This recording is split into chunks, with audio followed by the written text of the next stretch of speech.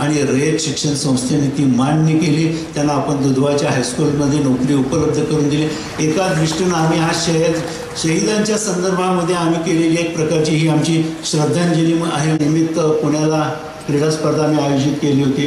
त्याचं उद्घाटक ललिता बाबर या होत्या, ज्यांनी ऑलिम्पिकमध्ये रिओ ऑलिम्पिकला त्या आल्या होत्या। त्यांनी पहिला क्रीडा सेंटर का सुरू करू नये, प्रभाकर देशमुखांनी त्याला खूप मदत करायचं कबूल केलं आणि 3 महिन्यामध्ये आम्ही दहिवडीचं सेंटर उभं केलं आणि मनपूर्वक अभिनंदन। यानंतर दहिवडी कॉलेज, दहिवडीमध्ये 501 ते 1000 पर्यंत विद्यार्थी संख्या असलेल्या शाखा मध्य विभाग रणजित कौर गडो खालसा महाराष्ट्र विद्यालय या कार्यक्रमाच्या निमित्तानं ज्याला संस्थेच्या वतीनं आपण निमंत्रित केलं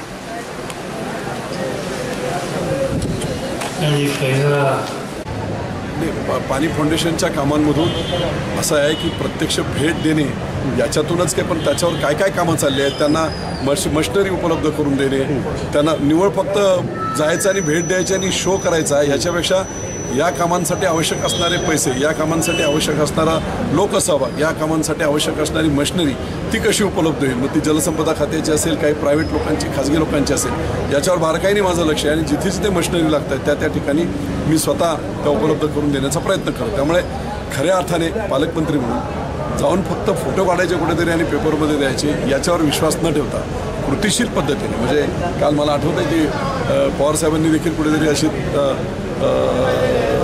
थोडीशी टीका केली होती। सकाळ आम्ही वाचली की पालकमंत्री कोण, निश्चितपणे आज खरं वाटलं मी बोललो असतो तर निश्चित त्याचं थोडंसं खूप चांगल्या पद्धतीने उत्तर दिलं। पालकमंत्री कोण, पालकमंत्र्यांचं अस्तित्व, आज जी एक आटापूरची योजना जी त्यांच्या काळामध्ये 10 वर्ष बंद होती, सुधारित प्रशासकीय मान्यता नसताना सुद्धा 62 कोटींचा वापर करून पुढे आता 20 कोटी देऊन बॅरेज गोळे वस्तीवरचं जे महत्त्वाचं जी एक आटापूर योजनेचं बॅरेज आहे ते जवळजवळ पूर्ण करण्यात आलं आहे। पंपहाऊस क्रमांक 1 ते पूर्ण करण्यात आले। 1.5 ते 2 वर्षाच्या आत नेर तलावामध्ये पाणी टाकून 27,500 हेक्टरला निराळा नदीमधून आणि पलीकडे मानगंगामधून निश्चितपणे शेतकऱ्यांना पाणी मिळेल।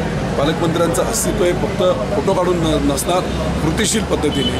मग तुमचं आज पंपाला पैसे नव्हते सरकारकडे, तरी उरमोडीचे पंप 8 पंप मी उधारीवर आणले, बसवले, चालू केले। त्याच्या माध्यमातून जवळजवळ आज 11,000 हेक्टरला सातारमध्ये महाराष्ट्रातलं 1 नंबरचं काम हे जलसंपदा खात्याचं आणि जलसंधारण खात्याचं इथलं मिळालं। पुरंदरला माझ्या जलयुक्त शिवाराचा अभियानाचा 1 नंबरचं प्राईज मिळालं, तर 2 नंबरचं प्राईज कोरेगावला साताऱ्यामध्ये मिळालं। आणि त्यामुळे कृतीशील पद्धतीने पालकमंत्र्यांचं अस्तित्व हे इथे जाणवतं आहे।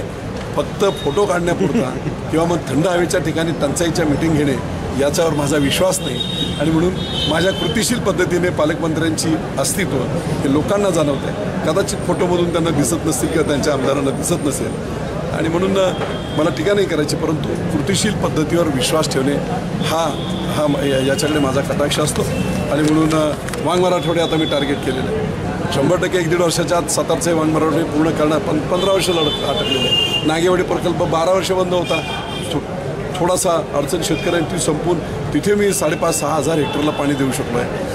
तुमचं पुरंदरच्या हक्काचं पाण्याचं गुंजवणी धरण त्यात पवारसाहेबांच्या काळामध्ये 17 वर्ष बंद होतं, 8% पूर्ण, त्याला 100% 1.5 वर्षाच्या आत पूर्ण करत देशातलं सगळ्यात शीघ्रगतीने पूर्ण होणारं धरण असा नावलौकिक मिळवलं आहे। त्यामुळे मी कृतीशील पद्धतीने नावलौकिक मिळवणारा माणूस आहे।